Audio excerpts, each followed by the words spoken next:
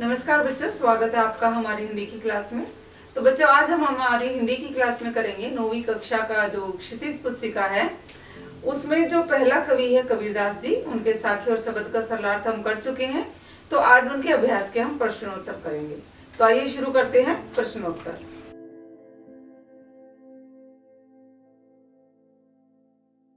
प्रश्न नंबर 1 है, मानसरोवर से कवि का क्या आशय है। तो इस प्रश्न में पूछा गया है कि मानसरोवर से क्या अभिप्राय है, कवि क्या किसको मानसरोवर कह रहे हैं। तो यहाँ पर कवि मानसरोवर कह रहे हैं हमारे मन रूपी सरोवर यानी कि तालाब में। मानसरोवर सुवर जल हंसा केली कराही। कबीरदास जी ने यही कहा है कि हमारा जो मन रूपी सरोवर है, हमारा मन रूपी जो तालाब है, उसमें हमारी जो जीवात्मा रूपी हंस है वो क्रीड़ा कर रहा है। तो यहाँ पर मानसरोवर से अभिप्राय है हमारा मन रूपी हृदय। कवि ने सच्चे प्रेमी की क्या कसौटी बताई है। तो इस प्रश्न में पूछा गया है कि सच्चे प्रेमी की कसौटी क्या है। कसौटी अर्थात क्या पहचान है।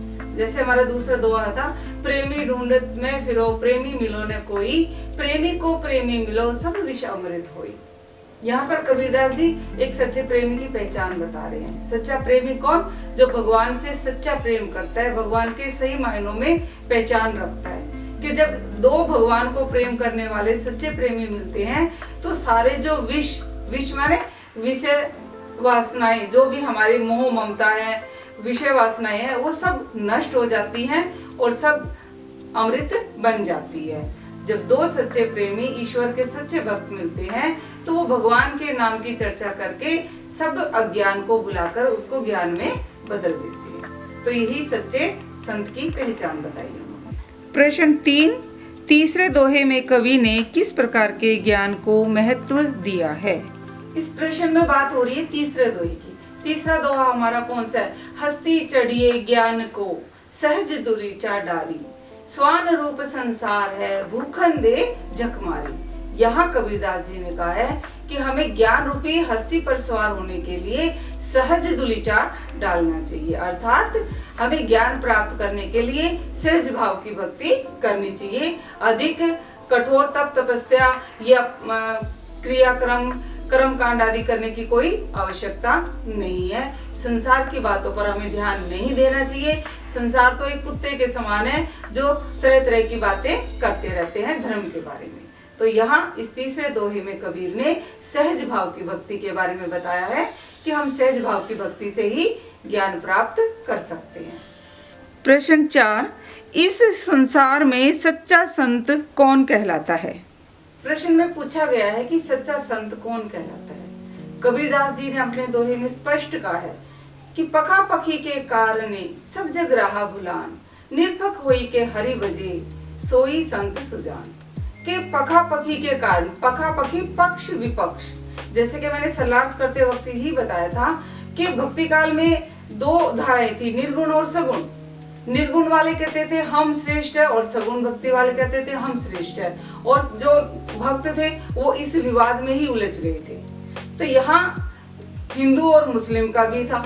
हिंदू कहते थे राम श्रेष्ठ है, मुस्लिम कहते थे रहीम श्रेष्ठ है। कबीरदास जी ने यही कहा है कि यहाँ पर पक्ष विपक्ष के तर्क में फंसकर सारा जो संसार है वो ईश्वर को भूल गया, सच्चे अर्थों में नहीं पहचान पा रहा है। और जो इंसान, जो मनुष्य निष्पक्ष होके हरि का भजन करता है वही सच्चा संत कहलाता है। अर्थात सच्चा संत कौन कहलाता है? जो निष्पक्ष होकर समभाव से, समान भाव से ईश्वर की आराधना करता है, ईश्वर को याद करता है, पहचानता है, वही सच्चा संत कहलाता है।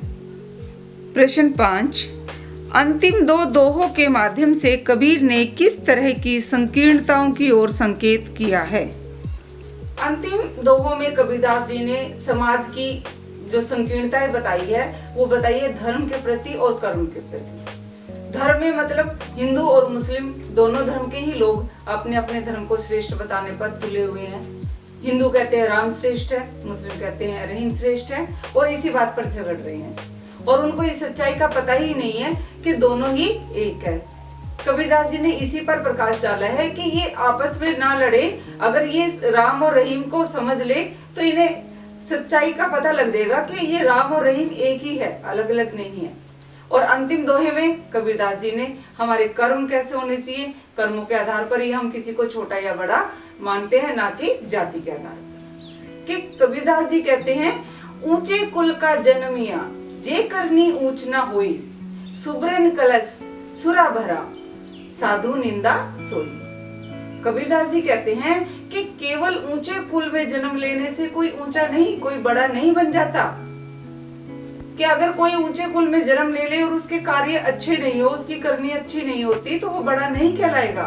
वो व्यक्ति तो उसके समान होगा जिस प्रकार सोने के कलश में अगर मदिरा भरी हो तो साधु उसकी हमेशा ही निंदा करेंगे। बेशक वो कलश सोने का है लेकिन वो मदिरा से भरा हुआ है तो उसको कभी भी साधु पसंद नहीं करेंगे। यही बात कबीरदास जी ने समझाने का प्रयास किया है कि केवल मात्र ऊंचे कुल में जन्म लेने से कोई इंसान बड़ा नहीं बनता। हमारे कार्यों के कारण, हमारे कर्मों के कारण ही हम बड़े बन सकते हैं। किसी भी व्यक्ति की पहचान उसके कुल से होती है या उसके कर्मों से? तर्क सहित उत्तर दीजिए। इस प्रश्न में पूछा गया है कि किसी व्यक्ति के बड़े होने की पहचान उसके कुल से होती है या उसके कर्मों से। अर्थात कवि ये कहना चाहता है, ये प्रश्न ये है कि किसी व्यक्ति, अगर कोई व्यक्ति ऊंचे कुल में जन्म ले लेता है तो क्या वो बड़ा हो जाता है या फिर वो अपने कर्मों से होता है? कबीरदास जी बिल्कुल स्पष्ट कह रहे हैं, ऊंचे कुल का जन्मिया जे करनी ऊंच न हुई, सुब्रन कलश सुरा भरा साधु निंदा सोई। कबीरदास जी ने बिल्कुल स्पष्ट कहा है कि ऊंचे कुल में जन्म लेने से कोई ऊंचा नहीं होता, कोई बड़ा नहीं होता। मान लीजिए कोई ऊंचे कुल में जन्म ले लेता है और उसकी करनी ऊंची नहीं होती, अर्थात उसके कार्य अच्छे नहीं होते, तो वो बड़ा थोड़ी होगा। हम कोई भी छोटे या बड़े अपने कर्मों से होते हैं। अगर हमारे कर्म अच्छे होंगे, चाहे हम ऊंचे कुल में जन्म लें चाहे हम नीचे कुल में जन्म लें, इससे उसका कोई प्रभाव नहीं पड़ता। अगर हमारे कर्म अच्छे हैं तो ही हम बड़े हो सकते हैं। जिस प्रकार कबीर जी क्या कह रहे हैं, सुब्रन कलश सुरा भरा। सुब्रन कि सोने का कलश और वो मदिरा से भरा हुआ है। साधु निंदा सोई, तो साधु तो उसकी निंदा करेंगे, उसकी तारीफ थोड़ी करेंगे कि वह स्वर्ण कलश है, उसमें जो मदिरा भरी है उसके कर्म तो अच्छे नहीं है। इसी प्रकार किसी ऊंचे कुल में जन्म लेने से कोई ऊंचा नहीं होता। अगर हमारे कर्म अच्छे होंगे तो हम चाहे नीचे कुल में जन्म ले तो भी हम ऊंचे कहलाते हैं। तो ये हमारे कर्मों पर निर्भर करता है कि हमारे कर्म अच्छे हैं या बुरे हैं, उसी आधार पर हमारा समाज में सम्मान होता है। प्रश्न 7, काव्य सौंदर्य स्पष्ट कीजिए। हस्ती चढ़िए ज्ञान को सहज दुलीचा डारी, स्वान रूप संसार है भूखन दे झक मारी।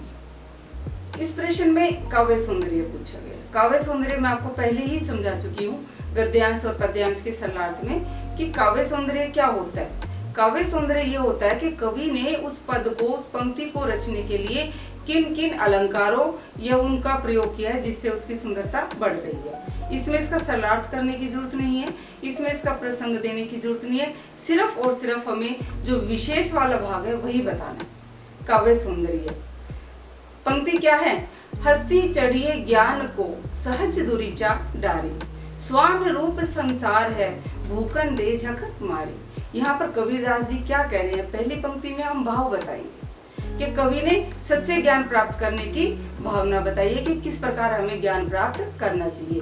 कि अगर हमें ज्ञान रूपी हस्ती पर सवार होना है तो सहज भाव की भक्ति से करनी चाहिए। और ये संसार तो कुत्ते के समान है, स्वान रूप संसार है, रूप यहाँ रूपक अलंकार है कि संसार तो कुत्ते के समान है, इसे भौंकने दो, झक मारने दो, इसकी परवाह नहीं करनी चाहिए। तो हम कैसे करेंगे काव्य सौंदर्य में, पहले में हम पॉइंट बनाएंगे, भाव बताएंगे, कवि का भाव सहज भाव की भक्ति प्राप्त करना है। दूसरा शब्द सरल और सहज है। इसके बाद हम बताएंगे रूपक अलंकार लिया गया है। फिर हम क्या बताएंगे, तुकबंदी के द्वारा दोहे में गेयात्मकता आई है और दोहा छंद प्रयोग किया गया है। तो हो गया हमारा काव्य सौंदर्य। इसमें हमें न सरलार्थ बताना है, ना हमें प्रसंग लिखना है, हमें सिर्फ और सिर्फ विशेष वाला जो भाग है उसके बारे में बताना है। तो बच्चों ये तो थे हमारे जो पहला कवि है कबीरदास जी, उनके द्वारा लिखी गई साखी और शबद, उसके अभ्यास के प्रश्नोत्तर। आशा करती हूँ आपको अच्छे से समझ में आ गए होंगे। अगर आपको बहुत अच्छे से समझ आए हैं तो वीडियो को लाइक और कमेंट जरूर कीजिए और हमारे चैनल को सब्सक्राइब कीजिए। धन्यवाद।